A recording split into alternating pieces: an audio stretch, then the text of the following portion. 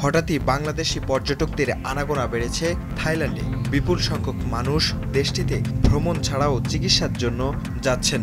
সম্প্রতি কূটনৈতিক উত্তেজনার পারদ চড়তে থাকা বাংলাদেশ ও ভারত এরই মধ্যে জারি করেছে পাল্টাপাল্টি ভিসা নিষেধাজ্ঞা। এতে সবচেয়ে বড় আঘাত এসেছে ভারতের চিকিৎসা ও পর্যটন খাতে। ভারতের চিকিৎসা নিতে যাওয়া ও পর্যটনে আগ্রহীরা এখন বিকল্প হিসেবে বেছে নিচ্ছেন থাইল্যান্ড, সিঙ্গাপুর ও মালয়েশিয়াকে। পর্যটন ও চিকিৎসায় এই মুহূর্তে বাংলাদেশিদের প্রথম পছন্দ থাইল্যান্ড। এরপরই বাংলাদেশিদের পছন্দের তালিকায় রয়েছে সিঙ্গাপুর ও মালয়েশিয়া। তাই ভারত ছেড়ে এসব দেশে দিন দিন বাড়ছে বাংলাদেশিদের যাতায়াত। সংশ্লিষ্টরা বলছেন, ছাত্র জনতার অভ্যুত্থানে 15ই আগস্ট শেখ হাসিনার পতনের পর আঞ্চলিক রাজনীতির ধাক্কা লেগেছে অর্থনীতিতেও।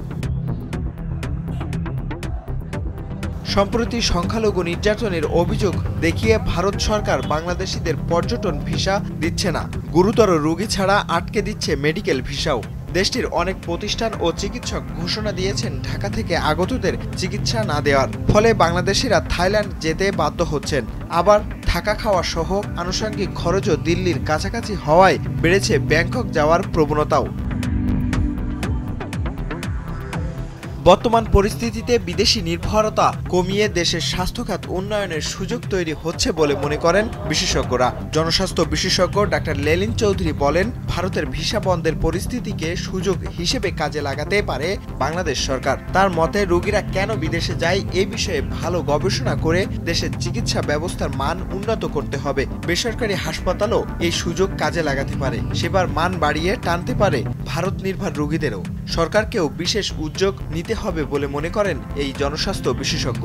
ভারতের পর্যটন মন্ত্রণালয়ের তথ্য অনুযায়ী প্রতি বছর বাংলাদেশ থেকে 25 লাখের মতো রোগী ভারত যান। স্বাস্থ্যসেবা নিতে তাদের প্রায় $500 মিলিয়ন ব্যয় হয়। স্বাভাবিকভাবে প্রশ্ন আসছে, ভারতমুখী লাখ লাখ বাংলাদেশের গন্তব্য কোথায়? দেখা গেছে, চিকিৎসা, পর্যটন সহ বিভিন্ন কাজে বাংলাদেশিদের কাছে ভারতের বিকল্প বাজার হয়ে উঠেছে থাইল্যান্ড। চিকিৎসার জন্য বড় সংখ্যক দক্ষিণ পূর্ব এশিয়ার দেশটি বেছে নিচ্ছে। ইদানিং থাইল্যান্ডগামী ফ্লাইটেও বেড়েছে যাত্রীর চাপ। থাইল্যান্ডে অবস্থান করা বাংলাদেশিরা জানান, সহজ ভিসা, স্বল্প সময় ও কম বিমান ভাড়া, উন্নত চিকিৎসা, সুলভ মূল্যে থাকা খাওয়া, আকর্ষণীয় পর্যটন, প্রতারিত হওয়ার ঝুঁকি কম সহ নানা সুবিধা বিবেচনায় তারা থাইল্যান্ডে ঝুঁকছেন। থাইল্যান্ডের পাশাপাশি সিঙ্গাপুর ও মালয়েশিয়ায় বাংলাদেশিদের যাতায়াত বেড়েছে। এর মধ্যে উচ্চ মূল্যে উন্নত চিকিৎসা দেওয়ায় সিঙ্গাপুর ও মালয়েশিয়া এক শ্রেণীর মানুষের কাছে অন্যতম আকর্ষণীয় গন্তব্য। আবু বকর সিদ্দিক, ভোরের কাগজ।